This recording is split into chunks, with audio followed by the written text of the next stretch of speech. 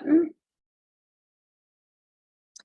so welcome to the second edition of the second iteration of BDCC's and Windham Windsor Housing Trust's multifamily homebuyer course. So this is a course for people who are interested in purchasing a multifamily home as a way to afford their own home, but also to help provide more housing options for people in our region. So that's a big focus of the work that we do. We've got other recordings, and we're going to be back on next Tuesday and Thursday nights. So I'll keep it short and just turn it over to Brandy. So tonight we have Brandy Blackington and Ethan McNaughton here to talk about lending and legal issues in the purchase process of the home. If we have time, we can get into some of the other legal aspects of owning a multifamily home and being a landlord. But if we don't have time, we'll just, or there's not interest in that, we will be taking that up next week as well. So with that, I'm going to turn it over to Brandy. You can go ahead and introduce yourself and share your screen. If you'd like to. I'll introduce myself first before I share my screen. So my name is Brandy Blackington. I am the Senior Vice President, Retail Lending Manager at Claremont Savings Bank. I have been in this industry now. I've been in banking for 27 years. I've been in the mortgage industry now for just a little over 10 years. So I oversee everything and anything residential mortgage lending. We do investment financing on the residential side here at Claremont Savings Bank, provided that you own 3 properties or less. So once you own 3 properties that you rent, we then move you over to what's known as commercial lending, because now you're really doing it as a business. So it becomes, a lot of people will form an LLC, have a property management company per se. So if it's 3 or less, then we'll do it for you on the resi side, which is really nice because you get the residential interest rates versus the commercial interest rates. So my, job and presentation today is to just talk to you about multifamily investment financing. Everything is, the slideshow talks about Claremont Savings Bank. I'm going to go over to you what we do at Claremont Savings Bank. But please make sure, like with any time that people are shopping for banking services, full disclaimer, you should shop 2 or 3 banks so you can make the best decision for you. Every bank is not a one size fits all. So, you might need something that I can't provide, or I can provide things that other banks can't provide. Some banks do not even allow you to do investment financing on the residential side. You have to automatically go into commercial. So those are just some, things that when you're out shopping, you want to ask those questions. Is this on the residential side, commercial side? What kind of interest rates am I going to be paying? What types of fees? So we'll kind of just go through a high level overview. You're going to want to ask specific questions to your specific scenario, to whatever bank that you want to work with. And like always, and I'll reiterate this after, you're more than welcome, if you took this class, to reach out to me at any time to just ask a question, whether or not you're going to come get a loan with me or not. As a presenter, you will always have that privilege to be able to just tap me and say, hey, can you help me or guide me in the right direction? So, all right, so I will go ahead and share my screen. And I just want to say that's so great, because I feel like, in purchasing homes, sometimes you feel like you have to just go to this one bank. And I think it's wonderful just to hear that you can shop around and to make that call. So thank you for bringing that up. Absolutely. Sometimes it feels uncomfortable. Can you see my screen? That is great. Yep. Okay, perfect. Okay. So really what we'll talk about is primary residence versus investment. We'll go over the financing program specifically at Claremont Savings Bank. But again, you can ask these same similar questions to any other bank. We'll go over the lead paint testing requirements for financing. So that is something different that we are pretty, we're pretty strict about the lead paint. New Hampshire, I'm not sure about Vermont, but New Hampshire lowered those test levels for kids, where lead paint actually now shows up as being positive.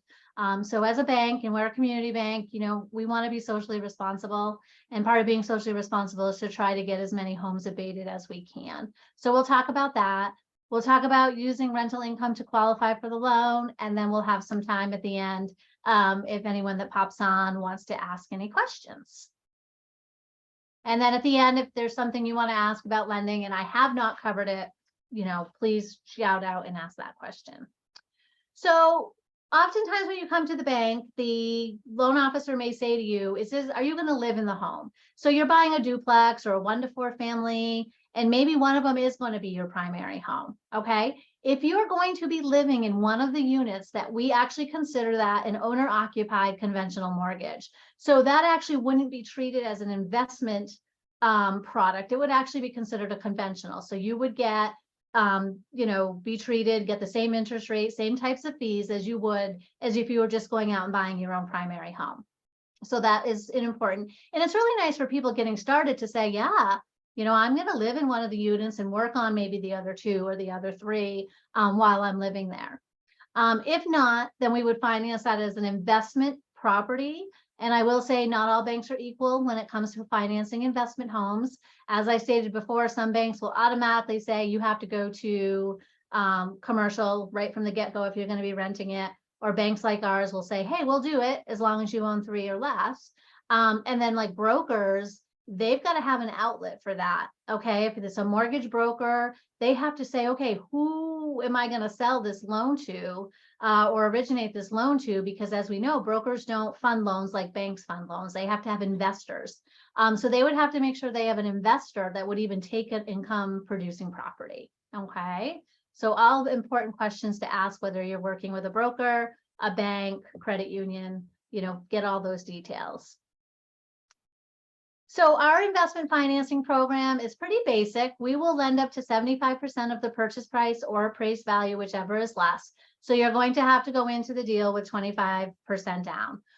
We don't have any sort of program that allows for private mortgage insurance unless you're living in one of the units. So remember, if you're living in one of the units, all this doesn't matter. This is only if you're going to be financing the loan for a property you're not going to live in. Okay. If you're going to live in it, we can do, low as 3 and 5% down. Okay, so that's an advantage, especially as you're getting started, is to live into one of those units. But otherwise, we feel like if somebody's going to be buying an investment property, they need to have a little skin in the game. Obviously, not being their primary home, it provides a layer of risk. Okay, when something's not somebody's primary home, what are they going to let go first? The home they're living in or the home that they're not living in? So that's where the risk layers come in for investment. We offer a 20-year maximum term, and it can be fixed. Okay, when you go out into the commercial world and try to finance these, they're typically on an annual arm or a 5-year arm, which means that interest rate is going to change. They'll still do the 20-year term, but you're going to have more rate adjustments, whereas we can do this fixed where your rate will never change during that 20 years. This slide is totally, I should have changed this. Today's rate is not 3.625. Rates have gone up. So last year when I did this, or 2 years ago when I did this presentation, that was the rate. So today's rate is going to range anywhere between 7 and 8%, depending on the bank that you go to. 1% of the loan balance financing fee. So you have your normal standard closing costs, just like you would when you buy any property. You're going to have the loan processing fee. You're going to have an appraisal fee. Someone like Ethan's going to go out and do a title search and make sure that you're taking clean and marketable title on the property. There's fees for that. Transfer tax if you're, buying a property. But on top of that, there is a 1%. So if you're borrowing $150,000, you're going to have a fee of $1,500, which is known as a investment financing fee. We do require lead paint tests for all homes built prior to 1978. So if you're buying a home built prior to 1978, we are going to require a lead paint test to be done. And if there is any lead paint present, then there will be an abatement that would be required to do the financing. Okay. We're very proud to say, I can't even tell you how many homes we've had that are now under abatement because of our process. If we had just told someone, yeah, go ahead and finance it, no big deal, but because we require it, we've actually seen so many properties, both in Claremont, New Hampshire, as well as the Vermont area, that are now abated because of that. So we feel really good. A lot of borrowers sometimes are like, oh, it's so expensive, it's this and that. I can promise you, the state comes in and you have a kid that tests positive for lead, your costs are going to be way more for the state than they ever would be to get your home abated and go through that process. So it's that risk. Do you really want to take the risk? I always tell this story. We have a borrower who owns a ton of investment properties. And when we put this policy in place, when the state reduced the blood levels, he was so angry at us. He was like, absolutely not, this is ridiculous. What are the chances of that happening? Well, karma got him, because about a year later, a child that he rented to tested positive for lead paint. And he then had all these costs and expenses with the state of New Hampshire that he had to pay. So we also had another home in Vermont, actually, I think it was Bellows Falls, where the state or the town came in and said, you can't rent this any longer because it's full of lead. So he no longer had this income producing property. He had to basically tell everyone to evict everybody. So he said, I don't want to fix it. So he basically handed the keys to us and let it go to foreclosure. We were, what are we going to do with it now as a bank? Now we have a home that has lead paint in it. What are the chances of someone wanting to buy that? So we were extremely lucky. We actually had a young lady who had just gone through becoming lead paint certified, and she was looking for a project and she bought that property. It's now fully abated. It's now fully rented. So that was a nice story, but all those stories don't end up that happy at the end. So we were lucky in that situation. So it does happen. So people think, oh, it's not going to happen to me. It does. It really does happen. Under our program, you can only own 3 investment properties. If you own more, then we'd have to refer you to the commercial lenders. So speaking of lead paint, it is a serious issue with our children in New Hampshire and Vermont. It can create our children to suffer from irreversible damage to their mental and physical development. We've actually have had extensive training here where our loan department has met with some lead paint instructors, both in New Hampshire and Vermont. So we provide resources to you. So if you do have to get your property lead paint tested and you're doing a loan with us, we're going to refer you to some reputable companies that we know do a really great job. And we also have an idea of what those costs would be as well. So people always ask me, well, how much is it going to cost just for the test? It's going to depend on the age and the size of the home, what city and town it is, the nature and extent of any renovations done in the past. So what they quoted about a year ago, it might, as everything else, there's been inflation. But a single family home with 8 rooms in New Hampshire, a full lead inspection is about $475. That's just for the inspection. The 3-bedroom apartment, 7 rooms, multi-unit is about $425 for common areas and exterior. And again, we would put you in touch with these people. They would tell you, what you're up against, what kinds of fees that you might see, and then we would go from there. We've had some property managers or borrowers that we do a lot of investment actually go through the lead certification program and become lead certified so that they can do the work on their own and have it abated. So that's been really good for them too. The next thing is people ask us, well, can I use the rental income to qualify? So I'm going to be having rental income. Can I use that to qualify for the loan? So existing tenants are, if they're staying and have lease agreements, we can use 75% of that rent. The other 25% is just accounting for vacancies, maintenance, things like that, that we wouldn't want to give you full credit for that income. Because when you buy an investment property, you're not going to have that 2-year rental history for us to prove. So we'll at least take the leases and use 75% of that rent. If it's an ADU, which is an accessory dwelling unit, that we cannot use rental income on those properties. If you already own a multifamily, we'll review the most recent 2 years tax returns, which is Schedule E, and calculate how much income can be used. So in that case, we're just going to take your bottom line of your Schedule E, which is your net rentals. We're going to add back in taxes, depreciation, depletion, things like that. And then, but we're not going to debt you for the mortgage payment on it because it's already going to be, for those properties, it's already going to be part of your tax returns. Okay. We will debt you for the new one, but not for the ones that you already own, as long as we're using tax returns to calculate that income, because we're using a net, not a gross. If there are already losses, though, just remember we have to take that out of your income. Okay. So if you come up with a negative $1,000 and you make $8,000 somewhere else, your net income that we're going to use is going to be $7,000 because we have to reduce those losses. These are some of the questions that came from previous registrations. In the past, we had gotten some questions that people wanted answered. Construction of multifamily. We absolutely, can do construction loans on multifamily. Construction loans in general are a bear anyway, just because there's so much paperwork involved. You have to make sure you have all your estimates. We have to make sure we have an appraisal that's subject to the construction, regular inspections to make sure the project is being built as the appraisal was done. We have to make sure that at the end we do a plot plan, making sure that you didn't encroach on anybody's property. So it's a lot of work for both the lender and the borrower, but we do it every day, so we will walk you through that process, but we can do it. Owner occupied, we already talked about that. As long as you're living in one of them, we're just going to treat that like a regular mortgage.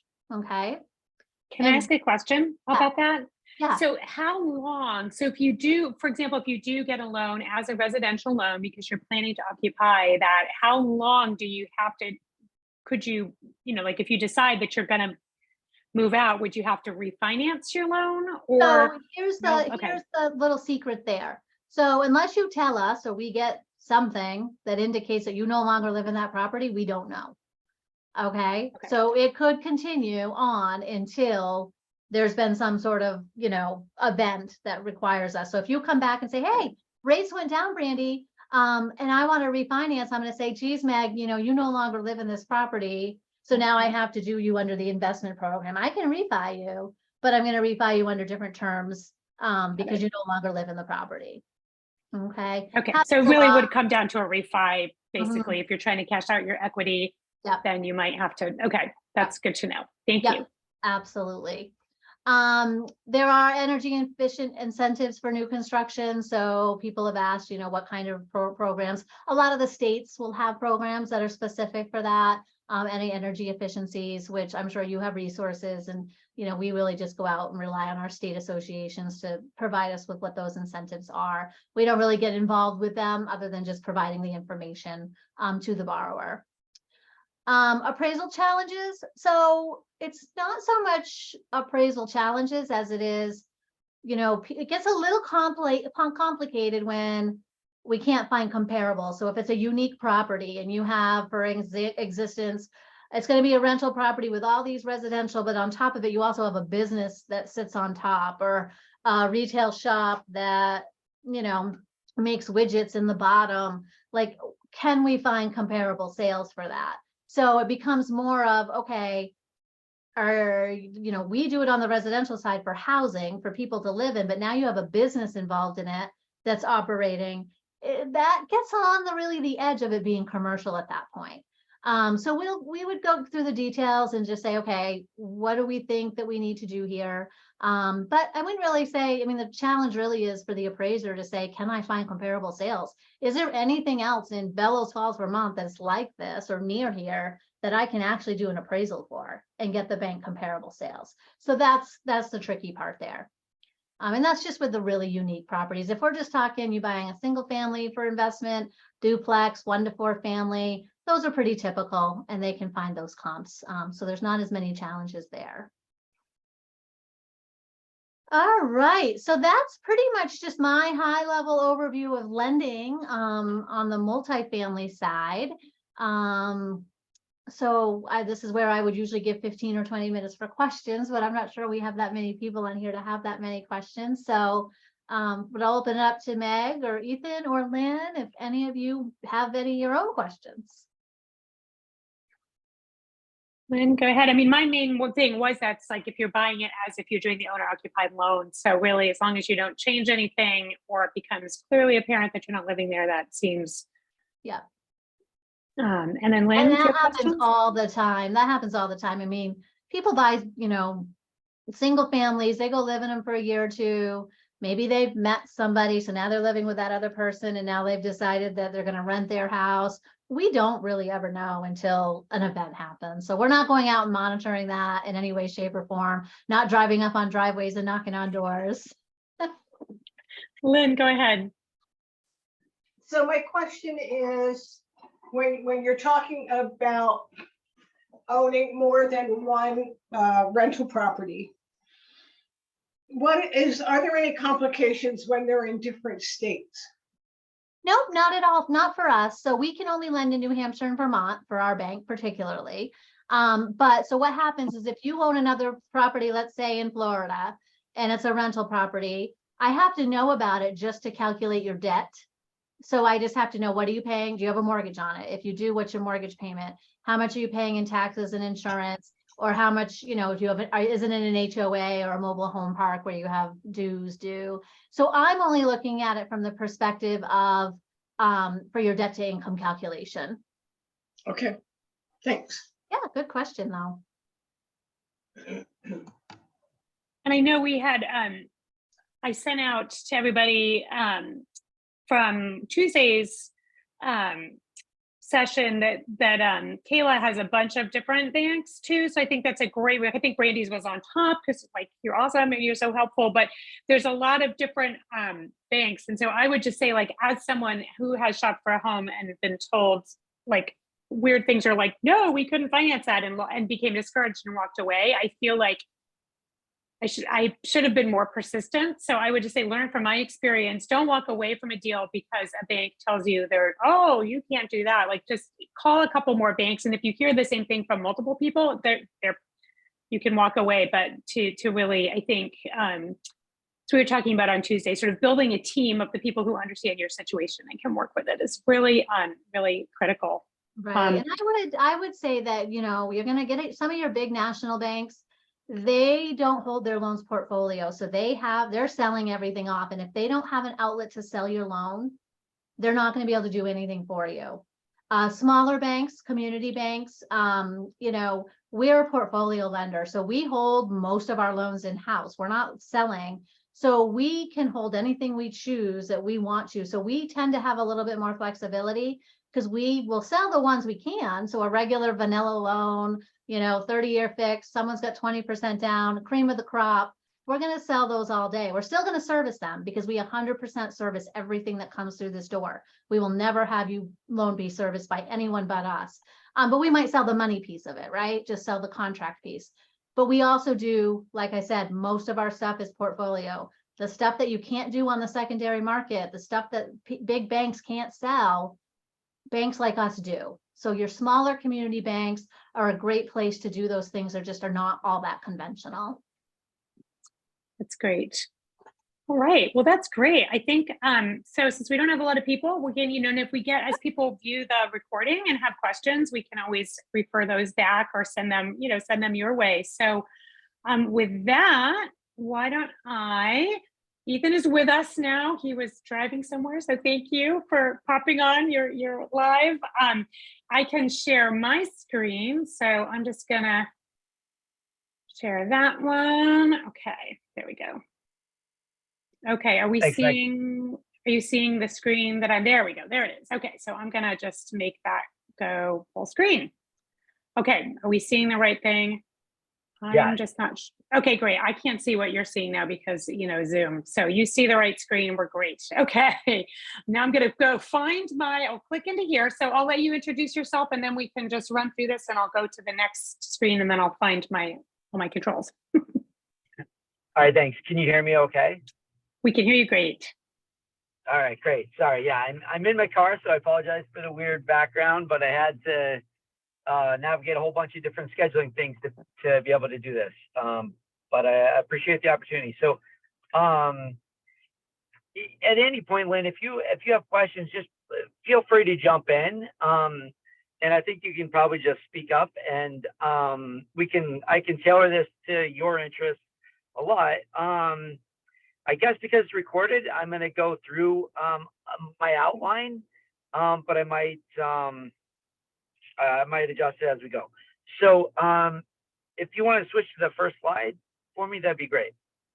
Okay, so the first question, when should I get an attorney? And I did take a chance to look at the slide that people saw last week. And one big change I would make to that presentation is that people, when you're buying a property, you should realize that the agreements, all of your obligations are going to be set when you enter into your purchase and sales contract.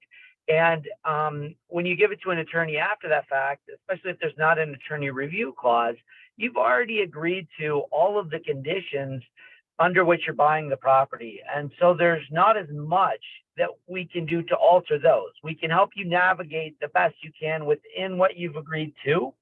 And there's definitely a host of things you need us for regardless. But that's a long way of saying that you want to get us involved before you sign the contract, because then we can help you make sure that you agree to terms that protect you in the most possible, and so that there aren't hidden things that may jump up at you and you'll have to deal with it that you didn't realize you were agreeing to.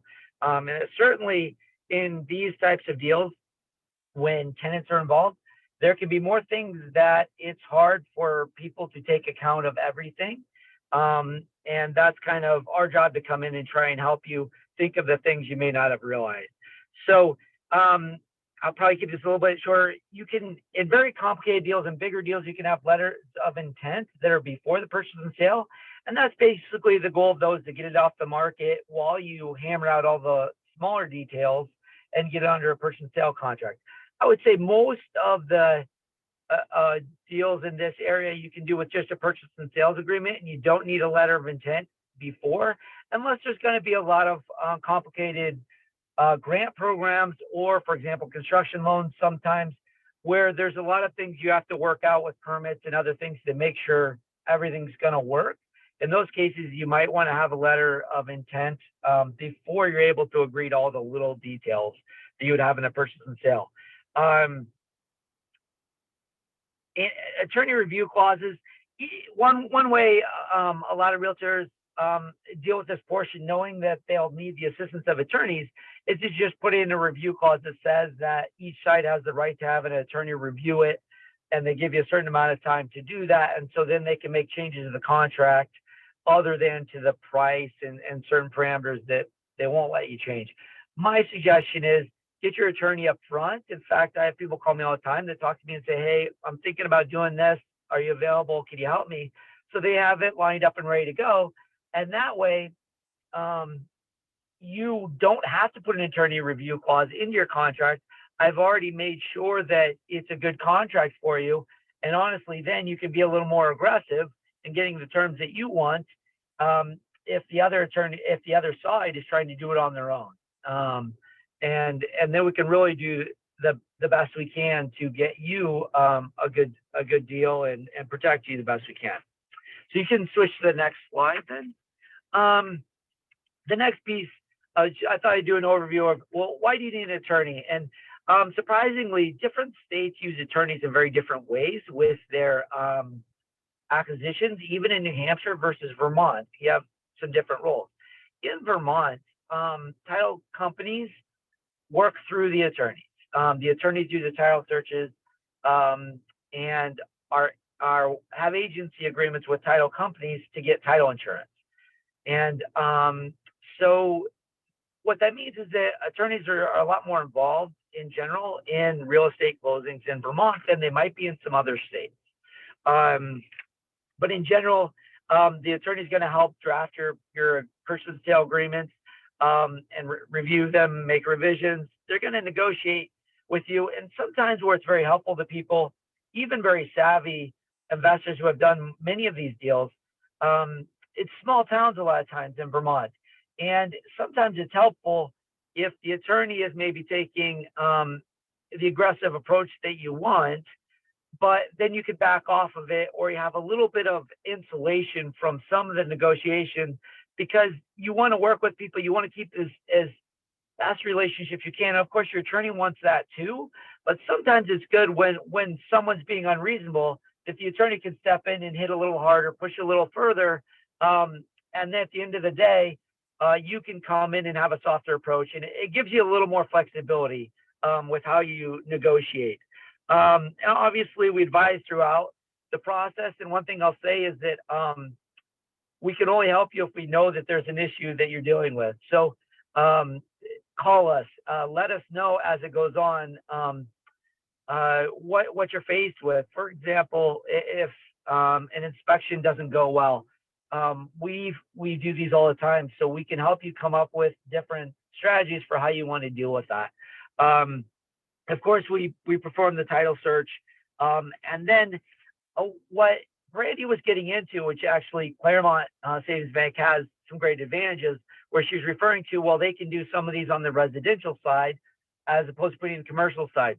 Well, on the commercial side, not only are the appraisals more expensive, but the certifications from your attorney are a lot more in depth in terms of what is required, which is going to increase your costs and just complicates the closing in some regards. And so, for example, we have to fill out affidavits in various forms that lenders require if it's on the commercial side that aren't required in the residential side. But that's one more role that we do. And the last part I had there is creating an LLC. And that's always an ongoing discussion that people have is, do I need an LLC? No. Does it make sense to have an LLC? Depends. And a lot of that comes down to how big of an acquisition is this and how risky of an acquisition is this? And for people who have many properties involved, I would say that it's much more recommended to have LLCs. And part of that is because if you do have one property that something goes wrong on, you want to protect your other properties from being taken down by something. When, for example, you heard the stuff about the lead paint and the person walked away from a bad lead paint issue, probably, caused by their own stubbornness. But there can be problems that could arise, or a situation with a lawsuit or something completely unexpected. And it would be very beneficial to have just one property that, for example, a judgment may come against, and it doesn't just easily attach to all your other properties. The other practical reason is, again, small towns. If you have to evict someone, for some people, it's more comfortable if it's the 33 Maple Drive LLC that's doing the eviction and not the neighbor whose name is all over that lawsuit. And also, when lawsuits get filed, if there is an eviction or other issues with the property, it's in your name, and people may not want their name showing up in records as being somebody involved in litigation and stuff. And especially because when you do an eviction, sometimes there's counterclaims, whether they're frivolous or not, and you don't want that necessarily tied to your name when people search you out in Google searches or other places. So there's a lot of different reasons for LLCs, and also it's not required. It's really depends on your risk tolerance and how much it's worth to try and reduce some of those risks. And I, of course, can talk about that more if you have questions and individuals want to call me and ask more about whether it'd be right for them. Happy to do it. My suggestion on that is, if you're going to do an LLC, do it right from the beginning, because you don't want to have to reconvey properties afterwards, and you lose some of the benefits if your name's in the title, in the chain of title, versus if it was always just owned by the LLC. All right, so I'm ready for the next slide. So Brandy has her hand up really quick. Brandy, question? Yeah, Go ahead. Since you're on the LLC, I just wanted to also, people get really confused with this when they're financing. They think when they have the property in an LLC that it takes away their personal guarantee on the loan. The LLC really is protecting you from a legal standpoint. Your loan is still going to have to be personally guaranteed by you as borrowers. So you don't get to, have a situation where, well, it's in my LLC so it's not going to report on my credit bureau. It is going to report on your credit bureau because you're personally guaranteeing it. So some people think the LLC protects them on the loan side as well. It does not. We can hold title for you in LLC if you choose to, but you're still going to be personally guarantoring the loan. So since you were on that piece, Ethan, I just thought I would throw that out there. Yeah, great addition. What it's more useful for is, for example, if you had a judgment order, let's say you get in a car accident, right? And there's a judgment against you for a car accident. It has nothing to do with any rental properties. Well, if all those properties are in your name individually and they record that judgment in the land record, they've now done what's similar to a mortgage in what the effect it's going to have, and it's going to attach to any of the properties you have in your name. There are some other ways you can get around it, but that's one of the examples. Another one might be one of your properties has a huge environmental contamination problem. And if that's in your name, that could take out all of your properties. So just there's various ways to do it, but she's right. It'll never defend you against foreclosure on that property or prevent your own personal liability from paying that loan because, as she said, nobody's going to allow you to sign it without some personal recourse. So if we do inspection contingency, okay. An overview on contingencies is that what a contingency means, same in any residential purchases, it's a clause in the contract that allows you to terminate the contract and not lose your deposit and not have other liability as a result of the contract. So it's basically an out clause. And it's important as a buyer to have these because this is like, hey, if there's an unforeseen thing that comes up, I want to be able to end the deal and not owe the seller any money. So I'm going to go through some of those, your three most common contingencies with you quickly here. So the inspection contingency, that's the one that says, okay, I want the right to inspect the property. And if there's major problems with it, then I can terminate the contract. That's usually a shorter contingency than your financing contingency. But the advantage of this one too is you can walk away for nearly any reason. And that's what I suggest on a buyer is keep it very broad. Don't limit it to, structural things or this or that. Just say you have the right to inspect it and you have the right to terminate the contract and get your deposit back if you're not satisfied with the results of those inspections. And the trade-off is seller says, okay, I'll give you that, but I'm only going to give you a limited amount of time, but do any inspections you want at your cost. Don't damage my property or you're responsible for that, but do whatever inspections you want to do at your cost. And then if you're going to walk away, I'm going to know that within just a couple of weeks. And if that happens, they put it back on the market. So they haven't lost a lot of time. So I'm going to quickly go through some of these that are more important on multifamilies. Fire and safety in Vermont.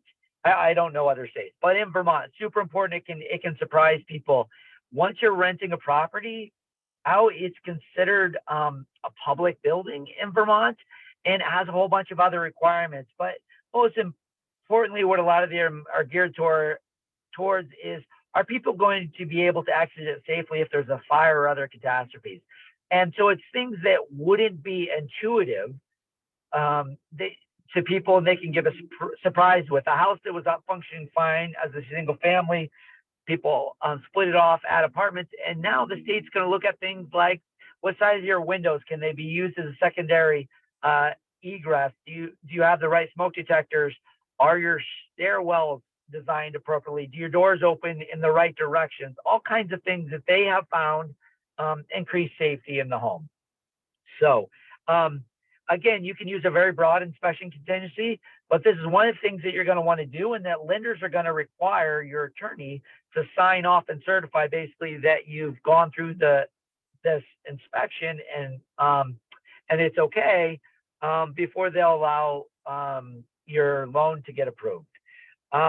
She had lead paint for you already, so I'm not going to spend time on that, but that's an inspection that you definitely, that's another thing that could surprise someone if they tried to do this on their own and they already signed contracts and thought, oh, I'll just do it without inspection contingency.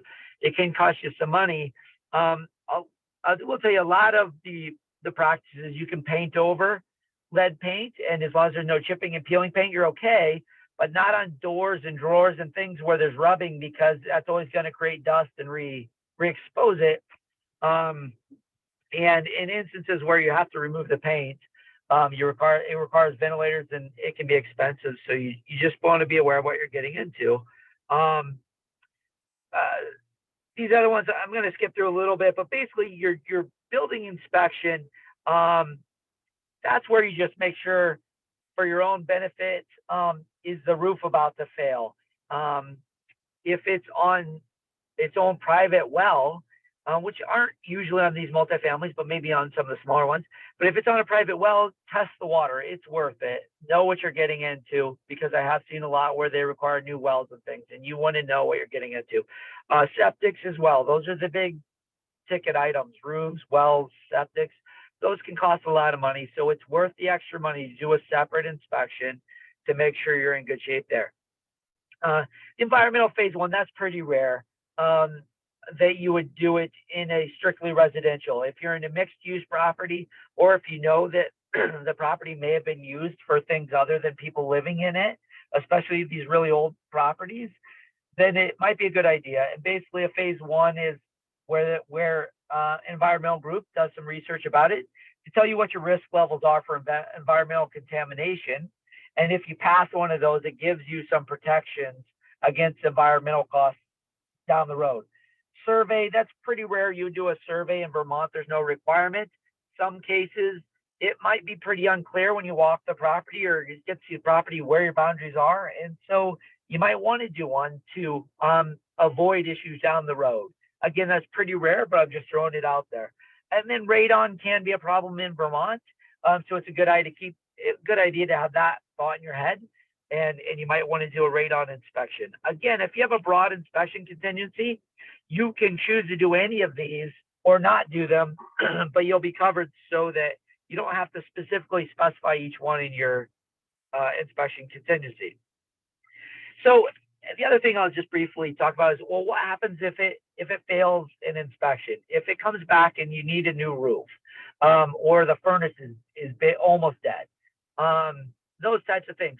Well, the only thing you can really do in general in a contract, unless there's very specific wording, is you can tell the seller, hey, I'm going to terminate unless you'll work with me on this stuff. But by and large, you can usually work something out. So don't feel like just because you find out that a roof needs to be repaired and it wasn't something you factored in when you made the offer, a lot of times sellers realize, well, the next person's going to have the same concern, so let's work this out. And a lot of times you can get price concessions, or you can find other ways to get around it so that either the seller will do the work beforehand and fix it and you can get back on track. They'll give you concessions. Sometimes your lenders allow escrows, so you can do it after the fact. There's a lot of different ways to work around it. So don't just give up. And that's one of those, call your attorney so that we can work it through. And sometimes there's enough stuff that you know that you just want to be done, and that's okay too. I still suggest you talk with the attorney you're working with in those instances so that you do everything in the appropriate way and you don't miss any deadlines, so that you protect your deposit and protect you. Something else quickly I'll say, even if a contract says it's as is, if you have an inspection contingency, it isn't really as is, because you can get out of it from the inspection contingency and you can ask for those concessions either way. And I think some people get a little hung up on, whether it says as is or not in the contract. If you don't have an inspection contingency and it's as is, then you really don't have any leverage there. So be really careful. Basically, I would tell you on a multifamily, don't ever enter an agreement like that. It's too risky. There can be big things that show up that you didn't realize it could cost you a lot of money. All right, so we're on to financing contingency. So this is the other big one. Obviously, you don't need a financing contingency if it's cash purchase. This is when you are borrowing money in order to make the deal. And the basic premise of financing contingency is to make sure there's not a scenario where you're obligated to close, but the bank hasn't approved you to close, and therefore you won't get the money you need to buy. Because if you don't have your financing contingency, or if it's expired and you weren't able to extend it, you could be in a situation where you lose your deposit or you owe even more than your deposit, even though there's no way for you to come up with the money to purchase. So it's a very important one to have. Strategies on financing contingencies. What I will warn you is that sellers are always looking at, when they're evaluating which buyer they want to go with, they're going to look at different pieces of it, and they prefer cash buyers. And they also will look at how much you're financing, because they're going to factor in what's the likelihood you'll get the approval and how much leeway you have if inspections don't go well or whatever to still qualify for the loan. So just be mindful of that sometimes I see it does result in some a form of kind of a hidden discrimination against people that are financing higher percentages. At 75%, you're fine. But if you're doing something like 95% stuff, they're going to be a little more nervous about you. And one of the ways to avoid that, in a strategy you can deal with, if you have other property like your house, and really you're borrowing the money so you can buy this property, well, sometimes it makes sense to borrow the money off of a property you already have, so that you can actually, if you have that lined up and you can do the legwork in the beginning, then you're ready to make a cash offer, even though you're going to come up with it through financing on a different property. But it allows you to be more competitive in the marketplace because you're going to beat out other people that have a financing contingency in their offer. So it's just one of the things to think about if you have the collateral around that you can use. Timelines, check with your bank before you agree to the period of time in your financing contingency to make sure that they can meet those timelines. And most importantly is the appraisers. They really dictate how far out we need, because when the appraisers are backed up, nobody can really do too much until you get an appraisal that comes back that's satisfactory to the lender. There's also seller financing as a possibility in some instances as well. And sometimes you can get better rates, and you can have more flexibility in how you craft it. But a lot of sellers aren't going to want to do that. And so don't rely on it. Really, you're in a much better position if you have good enough credit so you can get financing with a bank instead. But it's kind of a last-ditch effort if you can't find a way to do it. We're ready for the next slide. And this one is the appraisal. So first of all, a lot of people, you have a pre-approval, but some people get a little confused about pre-approval letters versus appraisals and clear to close. So pre-approval is basically a bank looking at your finances and saying, yes, that you have enough income, you have enough assets, and little enough debt and good enough credit and these types of things, so that if the specific property qualifies, we will allow you to borrow this amount of money. But the appraisal is going to be specific to the property itself, because it's possible that even though the bank would otherwise lend you $1 million, if the property is only worth $500,000, they're not going to accept $1 million loan that's not going to be fully secured because the property is not worth enough. And then the clear to close, why I bring that up is you want to have your clear to close before your financing contingency runs. And that's again to protect you so that you know that you're not going to be in a situation where you're not able to get the money, but you're obligated to close. You don't need appraisals if there's not a lender involved. However, on a multifamily, it might be a good idea to do it unless you've got a lot of experience in the area, so that you double check yourself and you make sure that you're not overpaying for the property. And it can help in negotiation some ways. The other suggestion that I have that I've seen work really well is you might want to do a blind appraisal. And what that means is that the appraiser doesn't get to see a copy of the purchase and sales agreement. And why I suggest that is in Vermont, I see a lot of appraisers who rely pretty heavily on the purchase and sale. They're not really supposed to, but it influences where their values come out to. And when you do a blind appraisal and they don't see what you're buying it for, of course they can go on Zillow and see what it was listed for if it was listed. But you're really making them do their job and come up with what they think the value of the property is. Here's the advantage. If it comes up higher than what your purchase price was, then you're going to end up with equity in your property, and it gives you flexibility on your lending side. That's a great situation to be in, and it tells you you're getting a good deal.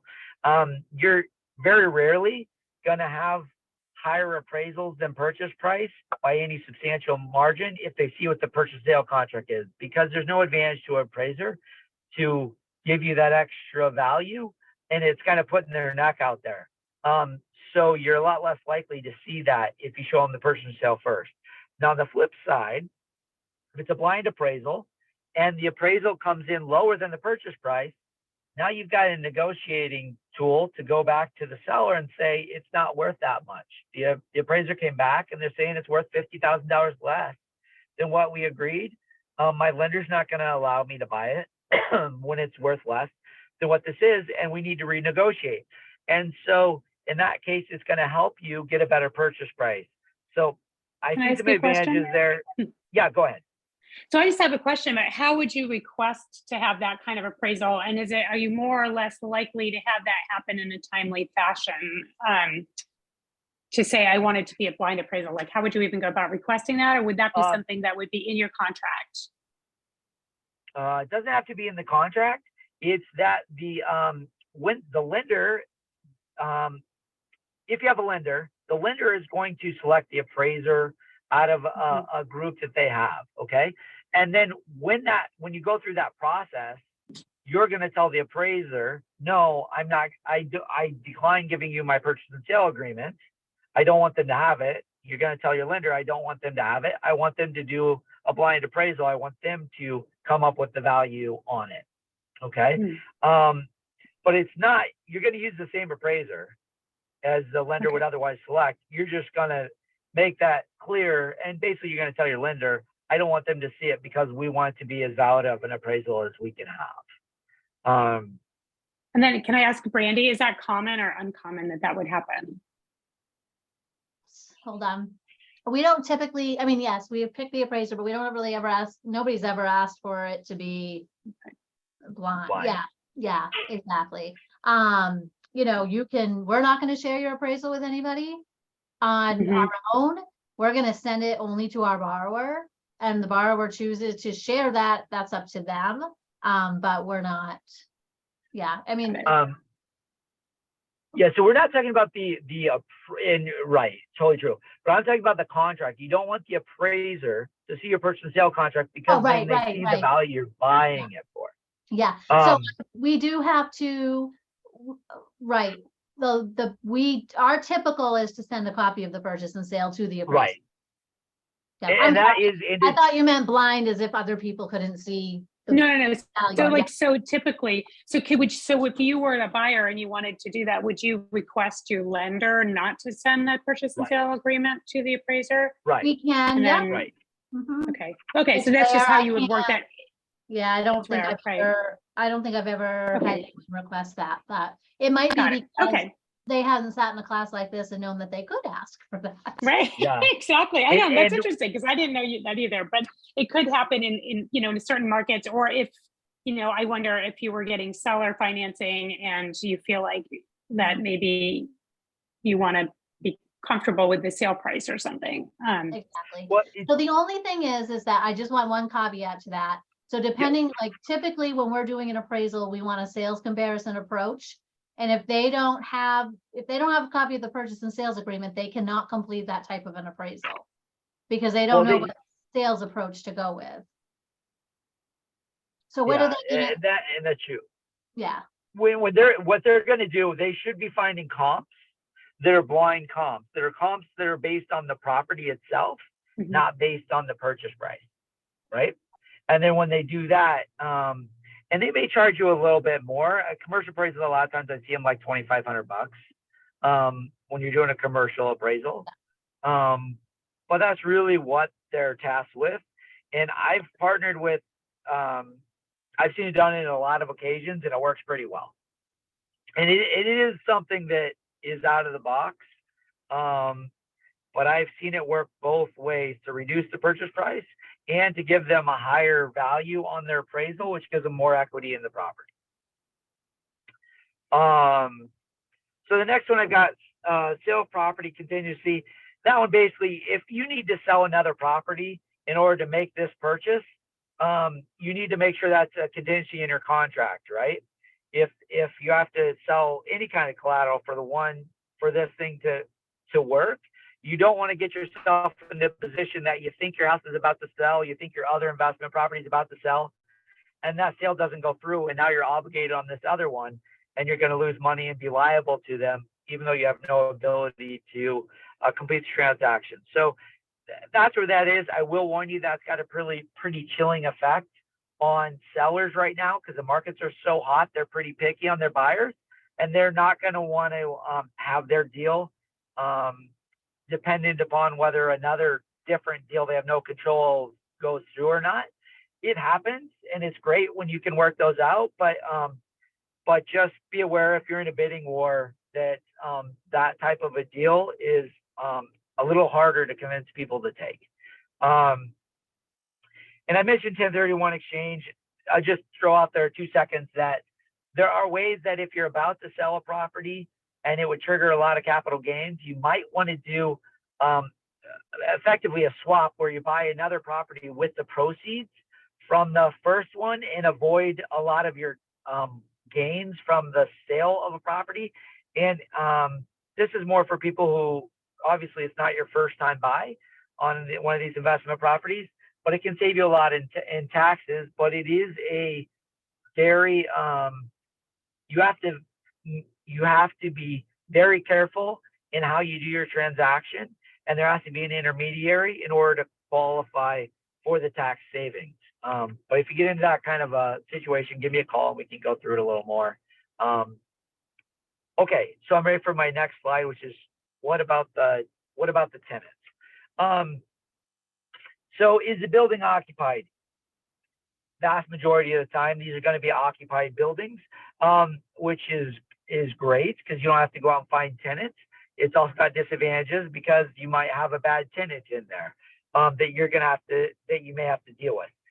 Practically speaking, sellers aren't going to want to have vacate to get rid of all their tenants just because you want to have an empty building so you can renovate or something, because there's huge risk on a seller that if the deal falls through, now they've got a vacant property and they still are carrying their mortgage and everything else. So just be aware if that's something that you're trying to push for, that's a big ask.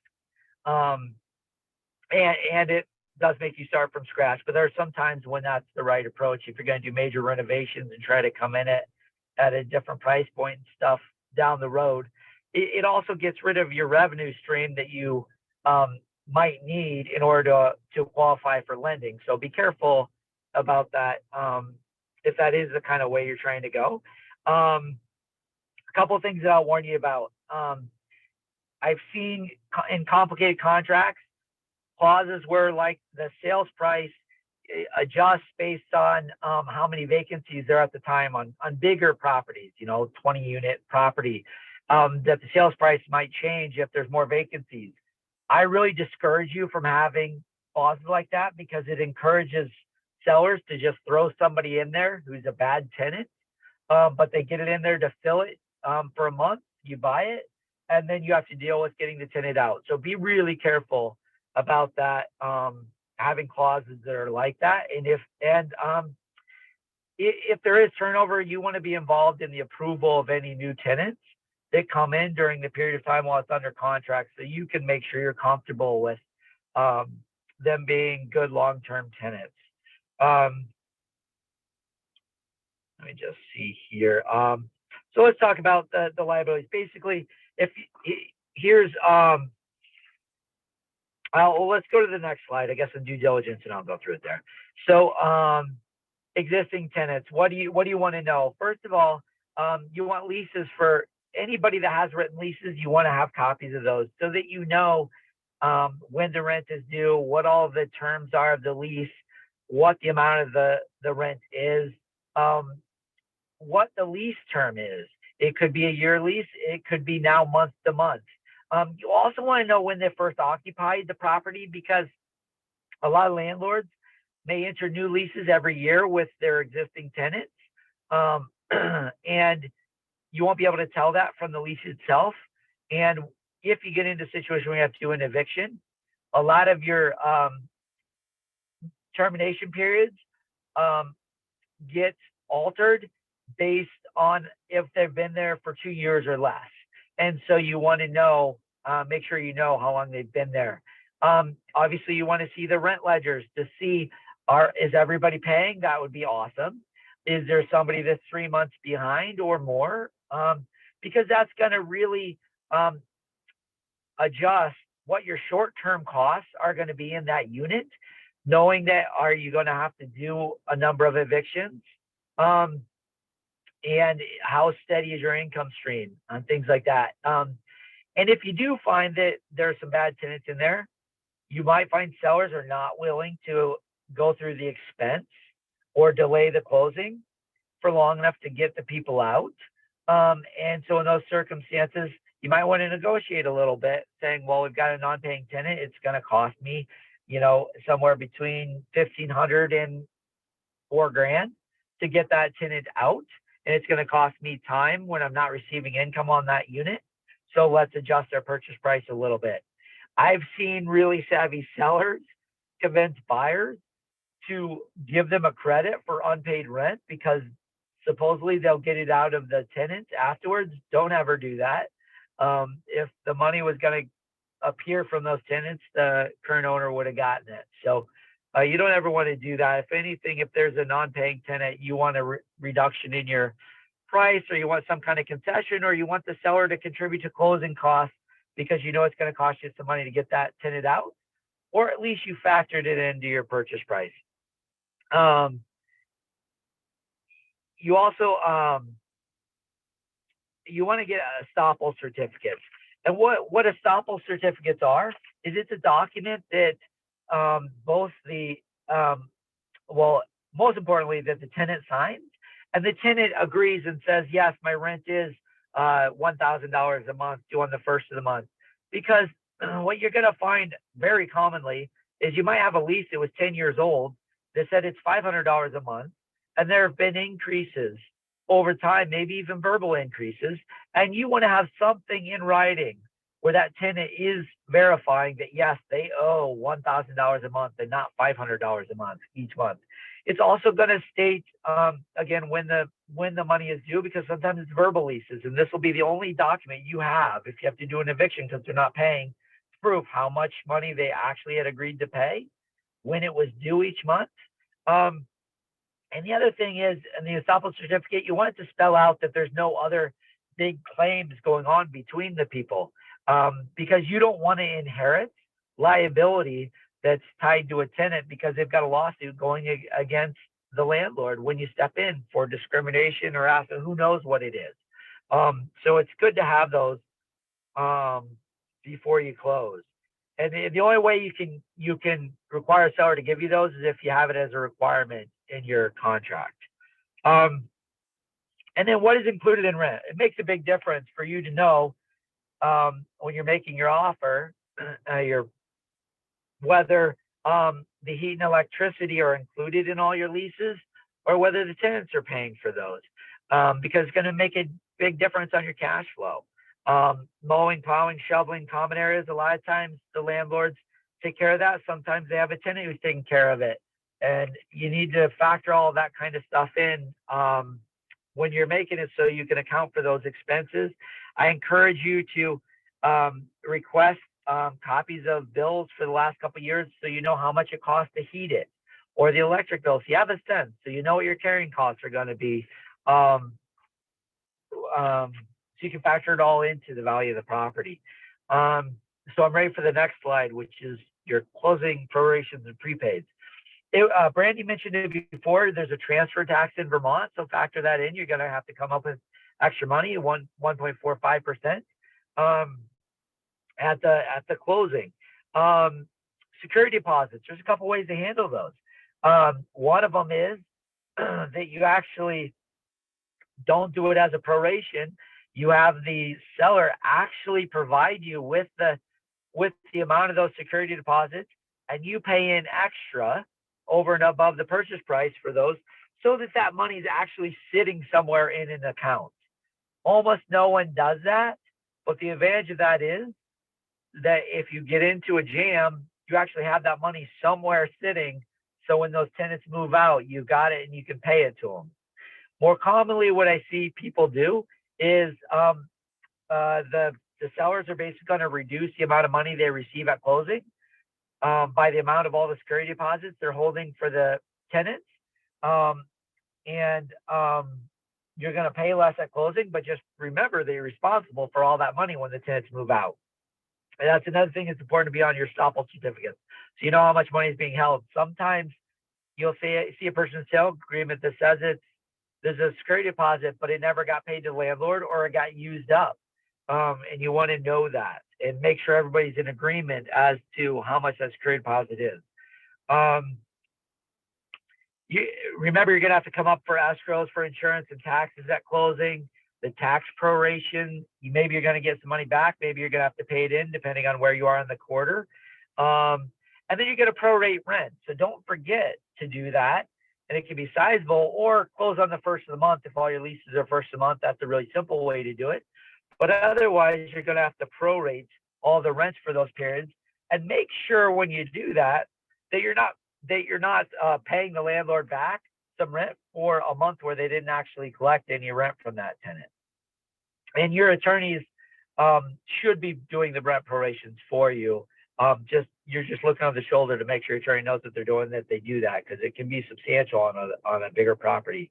If there is Section 8 or VAP or other agencies that are paying rent for tenants, make sure they get notified well in advance of the closing. I have seen over and over instances where they continue to pay the prior owner, and then the tenant is claiming, well, the money got paid, so I don't owe it, but you never receive it. So make sure people get notified of that and have some agreements in place. So if that happens, that the money makes it to you and the seller doesn't walk away with that. Fuel can be a big proration as well on these bigger properties too. So keep that in mind that you're going to have to come up with a bunch of money, either to prorate what's in the tank or to fill the tanks. If not, so you're ready to go. And you should be making sure your electric bill is set as well, obviously, when you take over. All right, so then I'll move to the next slide, which is some tips. How am I doing? So we're doing great. Okay. One, does it matter when I purchase? Let's just throw this out there. In Vermont, if heat is usually included in your big multifamilies, not always. But what I would say is that if you buy in December, you're covering your heating costs right off the bat. If you buy in April, you get all of the year to build up from their monthly rent, to build up reserves to cover the heating costs for the winter. It's a lot more expensive to pay for, your costs are a lot more expensive in the winter. Bottom line is, if you buy early in the year, you actually make more money on the deal as a buyer. And as a seller, you want to offload before the winter, right? So you don't have to cover another heating season, because you get to keep a lot higher percentage of your rental amounts if you're not factoring in the heating season. Maintenance company, some people use them, some people don't. Basically, it depends on how active you want to be in the management of the property. There's a cost to it, but sometimes you save a lot of money too. If they do a good job screening and keeping your vacancy low, and they can turn the properties over because they have painters on staff, and they have people that will do the repairs, and you're not waiting for a contractor for 3 months, it may be a very good way to do it. Especially if you're going to have a number of these, and you want this to be more of a passive investment, I highly suggest you have a management company, because there's more things that come up that you might factor in. Leasing tips, a couple things to remind you is, while you've seen interest rates go up in the last few years, rent has gone up dramatically in the last few years, and it can be a pretty profitable business to get into right now. What you might see when you take over, when you buy, is you might see that the rents are very low compared to the market. So things to know is that you can increase rent with a 60-day notice to your tenants, as long as they're past their initial lease period. If they're on month to month, that's what you can do to get yourself up to market rate. And I would say, in terms of tenants, screen your tenants very well. You are much better leaving a place vacant for a few months than taking the wrong tenant. I have stories. I do evictions. There's times, one time in particular, I evicted a guy who owed more than $40,000 to landlords all around the state. He would get in, and then he would delay, and he knew every which way to slow down the court systems and run up a lot of money that he owed. And I evicted him from one property, and actually before that was fully resolved in terms of the monetary side of it, he was already being evicted from his next place. If they had just screened and made sure they got references, they would have known that tenant was somebody that they did not want to rent to. You want to not just ask the landlord that their current landlord, you want to ask the landlord before. Why is that? Well, the current landlord may want to get rid of them, right? So you always want to go at least to the last two landlords. I heard once a landlord gave me this tip, and I think it's a great tip. Try to meet them where they are when you sign your lease. Offer, no, I'll come to you. See what their house is like. See how they're keeping it. And that'll give you a huge advantage to know whether you want that person in your place or not. Another idea that I've heard that's a great idea, fuel. If it's a smaller place and the tenant is paying for the fuel themselves and it's not included in the rent, fill the tank up when they move in and have them buy that tank of fuel from you when they move in, and you pay them back when they move out. Otherwise, what you're going to find is you're going to lose a tank of fuel, whatever's in it, every time it flips, because tenants will run off on you, and your security deposit may have to cover back to rent or damage to the property or whatever, and there may not be enough left to cover your fuel. So it also gives you a good idea. If they can't handle paying for that fuel, it may not be somebody you want renting your property because they're running too thin with their budget and they're going to get in trouble, and you're going to be the one that doesn't get paid. So it's a good advice. I think it works pretty well. You can't have application fees. Hopefully most people know that. But you can do things like require them to provide you with a copy of their free credit report, show you your credit score before. You can't charge them to do it. You can do it yourself. If they sign authorization, you pay for it, or just have them show you it. Because if they've got a credit score that's in the 700s, that's a pretty good sign. If it's in the 500s or if it's bad, that's going to give you indications that maybe they're not good at paying their bills and they have other problems going on. They may not be a good tenant for you. It at least leads you to ask other questions. Do you need a written lease? No, but absolutely you should have one. Here's how it works in Vermont. The statutes protect the tenants and have all kinds of obligations for landlords, but they allow you to have leases so that you can protect yourselves. And certain things you don't get to do unless it's in your lease. You don't get attorney's fees unless it's in your lease. There's another really powerful statute that allows you to get an expedited eviction on people who move in who weren't on your lease. So, but you can only do that if your lease prohibits your tenant from subletting the property or from assigning the lease. So important to have that. If for no other reason, that's a really important clause so that you can get people out who you didn't agree to be there. There was a rash of people who were very knowingly and intentionally showing up to landlords, signing, getting lease agreements, and then having their boyfriend move in who was a very known figure and causing problems. And the legislature recognized what was going on and actually passed the statute a couple of years ago. So it's a really important clause to have in your lease. Duration of lease, here's my suggestion. Go with a month-to-month lease, because if a tenant decides to break the lease early and they move out of state, you're not going to chase them to Arkansas to get them to pay the 3 more months they had left on the lease. But where it will burn you is if you've got a tenant who's driving all your neighbors crazy, and you want to get them out and you don't want to wait the whole year and you don't want to lose good tenants because that tenant is being a bad person, basically. It gives you a lot more flexibility. You can get them out a lot more cheaply, and you don't get in a fight where you have to prove all these things that they've done. You can just say, hey, I'm going to not renew. So I encourage you to not have the longer lease periods because I find it ends up being very one-sided. What do you want to include? Depends on how your property is set up, but if you can avoid including the electric, don't, because the power company can shut off a tenant's electricity, but you can't. Even if the tenant isn't paying you any electricity and doing things like I've seen them do, horror stories of intentionally running up your electric bill with the window open and the AC going when they're not paying you rent because they're mad at you for getting evicted. So it's better if their name is on the electric bill and the power company deals with them directly, if you can, and if you have separate meters. Okay, I think I've gone through a lot of those. Late fees, just be aware of late fees.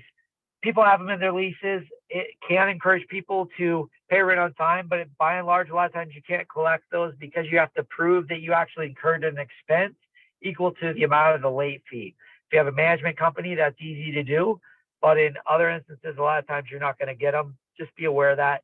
And it can cause problems when you do notice of termination, but it's a little too much to get into in this thing. Pets, my suggestion is have your lease not allow pets, and then have them ask you for permission, and then you can deal with each pet each time if it's a pet that you want. Obviously, a lot of times you are going to allow pets, and that's fine. But if you don't have a prohibition in there, then you have to get more creative when they have one of those aggressive dogs that comes in that's causing a lot of safety concerns. It can be a huge problem. Obviously, you can deal with it through the courts if you have to, but it's way easier if it's in your lease as an express term. There's no gray area as to why that dog in particular is a problem. So have it in there and then work with each client and take it out if you negotiate something. Have an additional pet deposit if you're going to allow them to have pets, and be careful of some breeds because it can violate your homeowner's insurance. So just be aware of that. One other thing I would have you tell is throw in a clause so they can't have unregistered vehicles. You don't want your property looking like a junkyard out there. And you probably want to limit on how many vehicles they can have on the property because of parking and other problems. So just good to think of that, throw that in there. And we're ready for the next slide. I know I'm moving really fast. There's really too much to cover. But I do want to have just kind of open your eyes to some of this stuff. The eviction process, really, I've done seminars just on this alone. So I'm just going to give you a very overview, but basically how it works in Vermont, you would give them a notice of termination based on what the grounds are. It could be for no cause, which would mean it's just because you're not going to renew the lease. Or it could be for non-payment of rent, or it could be for other breaches of the lease. There's different time periods for a lot of different scenarios. So talk to your attorney and make sure you know that you're complying, because if you send an invalid termination and try to base your complaint on that, you're going to have to start all over again later, and that costs you a lot of money and delays. So it's important to do it right from the outset. The next step is, if you send the notice of termination, they don't vacate on the date that you said in the notice of termination, then you file a complaint, serve them with the complaint. You can also ask, if they're not paying their rent, you can ask that they be required to pay the rent into court. If they fail to do that, you can get them out more quickly. And obviously, it's also good because the money will sit there in court and you get it back. And so at least you're not losing that money while the court case is proceeding. Ultimately, if the court decides you are entitled to possession, you get what's called a writ of possession, and that the sheriff serves on them. They give them an additional period of time, which varies depending on what the basis of the eviction is. But then the sheriff will forcibly remove them if they haven't vacated once you've gone through all those steps. Lastly, I'm just going to mention retaliatory evictions. In Vermont, tenants are protected from, let's say you have a tenant and there's a real problem at the property. It's uninhabitable because the furnace hasn't been working and they can't get enough heat in the unit, is one example. You can't then turn around and say, okay, I'm going to evict you because you're complaining. They can get attorney's fees and enhanced remedies if you evict somebody because they have reported you for a health violation or a problem with the unit. So be aware of that. Unfortunately, there's a good reason for why that's set up. What is 99% of the time, what actually happens is that you go to evict somebody and they actually report you for things that they've never brought up before, because they're trying to slow down the eviction process or try to make an argument that really you're trying to evict them in retaliation when it wasn't anything to do with what was going on. So be mindful of that. Talk to your attorney about it. If it's for non-payment of rent, There's an exception because it's pretty clear of what the cause is when they're not paying their rent, although there can be some defenses to that as well. But basically, if you get in a situation where you do need to get somebody out, at least in the beginning, I would encourage you to use an attorney, because there's a lot of ways that you can run into that you're not going to realize. It's a fairly complicated process, unfortunately, in Vermont. It's easier in New Hampshire by far. And feel free to mention that to your legislatures anytime you run into them, because that is probably the biggest impediment to having more people invest in residential real estate is the eviction process. But I will say that if you have an attorney that knows what they're doing, it's not as bad as the horror stories you hear, because you can, if you do all the steps appropriately, you can get them out more quickly than you think and more cheaply and efficiently, and get the apartment back sooner and get it re-rented. And a lot of the horror stories that you hear with the bigger judgments and stuff, and bigger delinquencies and delays, are because there were missteps along the way of the process, and they didn't. The landlord didn't take advantage of all the different ways they could have because they didn't know. So if that's my presentation, happy to take questions.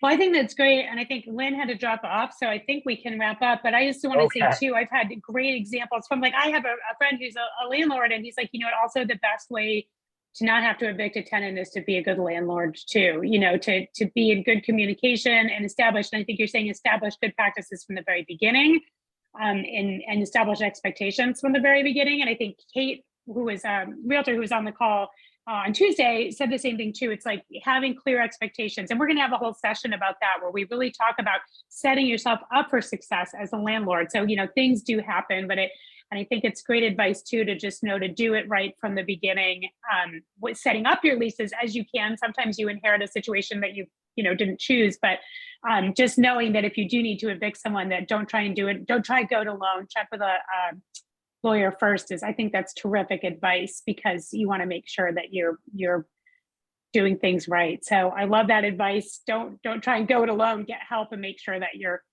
doing things correctly. And I think hopefully, for most people, they don't have these horror stories. And especially if you're a good landlord, you're less likely to. But if you inherit tenants that you didn't choose, you might have to. So that's great. So thank you so much. I have learned so much, and we're going to put this recording out, and it's going to go out to everybody tomorrow.